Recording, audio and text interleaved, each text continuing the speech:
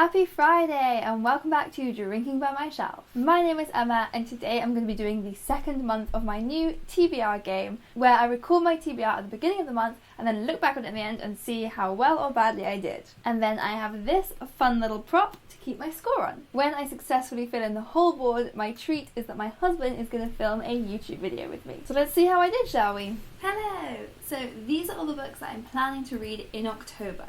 I've got 4 upcoming releases that I want to read this month, and those are The Innocent Wife, which is about a woman who falls in love with a man on death row and writes him letters and ends up marrying him. Yes, I did read The Innocent Wife, I just finished it.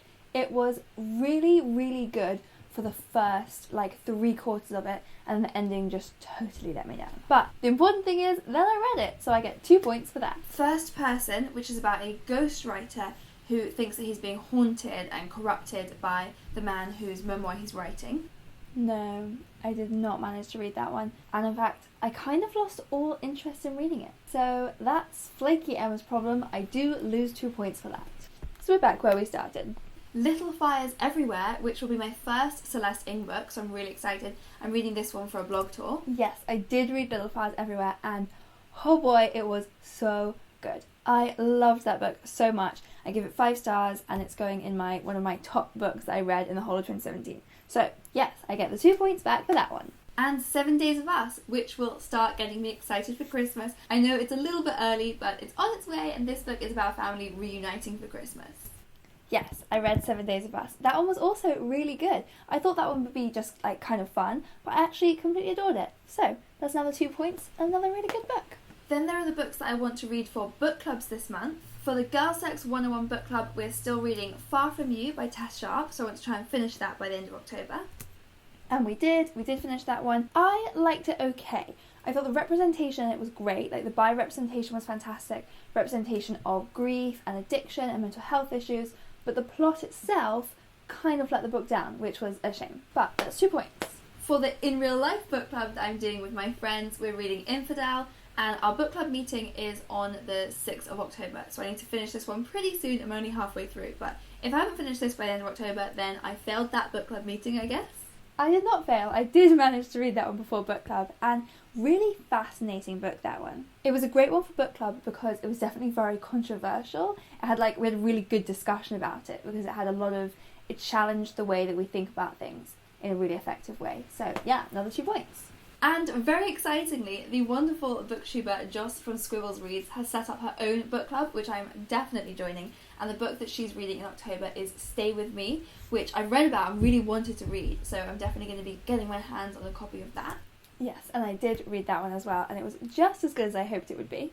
So far, I am not doing too badly. And yeah, Stay With Me was another 5-star read. I really enjoyed that one. Then, to check off that I'm reading a book from all of the challenges I'm trying to do this year, for Diversity Bingo, Infidel could actually fit a few of those challenges, so I'll see which one I tick off for that. I can't remember which one I actually chose in the end. I think I ticked off, there was a challenge that was about having a book from an Arabic country, and I used She Came From Somalia, so I think I used it for that one. For the Read Harder challenge, I have bought this book, Nothing Is Heavy, by Vicky Jarrett, and this is a book published by a micropress. I'm not sure I've ever read a book published by a micropress before. I had to do quite a lot of searching to figure out how to find these books, so I'm excited to read this. Yes, and I did read that one, and it was really good. I'm glad that I read it. It's a book that I never would have picked up on my own accord because I just never heard of it before.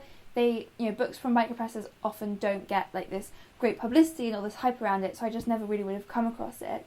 And even just from looking at the cover, I don't think I would have been drawn to it. But actually, it was such a fun and quirky, weird little book. It was really great.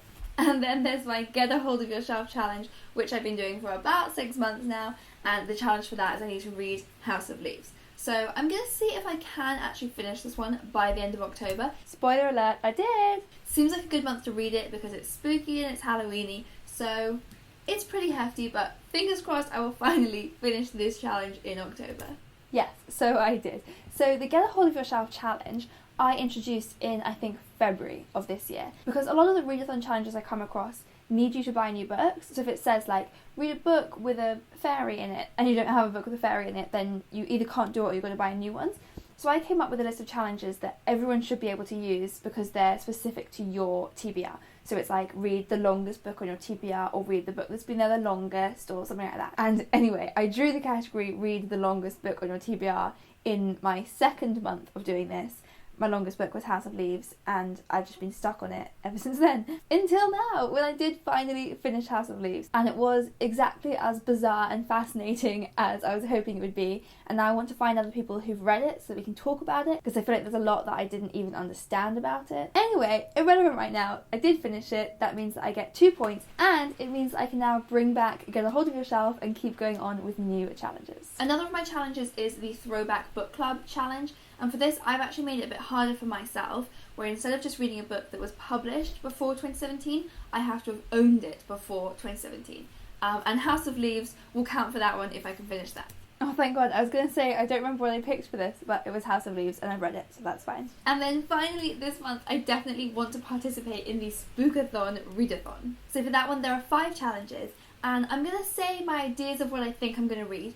But when I do readathons, I do like to have the freedom to change it up. So what I'm going to say is that I'm not going to get penalised if I don't read those exact books, but I do have to make sure I tick off all of these challenges. So here's the thing. I kind of just was too busy and forgot to do the Spookathon, but I can work out from looking at my Goodreads which books I was reading through that week. And I did this before, and I think they did actually tick off all of the challenges, but I'm just not sure if that really counts because I didn't actually take part in the Spookathon, which part of this TBR is me saying I will do.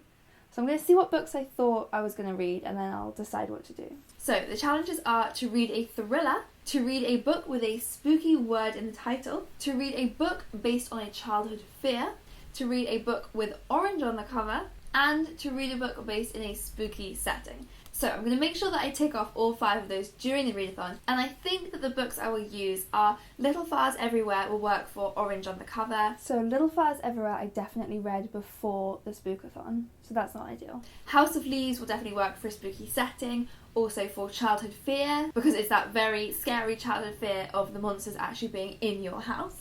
House of Leaves I definitely did read during Spookathon, because there was a point when I realised it's Spookathon right now and I'm not really doing it, but I knew I was reading House of Leaves, so I was like, this is kind of taking part. And then I've got 2 thrillers in mind for the other ones, The Betrayals and Good Me, Bad Me. That could work for, they both have kind of spooky words in the title and they're both thrillers, so possibly I'll read those, but we will see what happens. I was so optimistic. We'll see that nothing happens. Okay, so what I think I'm going to do is, I read House of Leaves during Spookathon, so that is a spooky setting and a childhood fear, and it also has an orangey cover. So I got those 3, but I'm going to say that I didn't get the other 2 because I read good books for them, annoyingly, but I just read them before the Spookathon even started. So I'm going to get 6 points for the 3 challenges that I did tick off, but then -4 for the ones I didn't. So 2 points. So that is 9 books firmly on my TBR, and then the 5 extra challenges, I'll see which books I can use for those. So fingers crossed that by the time I'm watching this video back, I have achieved all of these challenges. I mean, not far off. I don't think that was too bad. And my whiteboard currently looks like this, which I'd say is pretty damn good. So now it's time to get started on my November TBR, and do leave me a comment below letting me know what you're going to be reading during the month of November. And of course, give this video a thumbs up if you like this idea, and don't forget to hit that subscribe button for new videos every Friday. See you next time!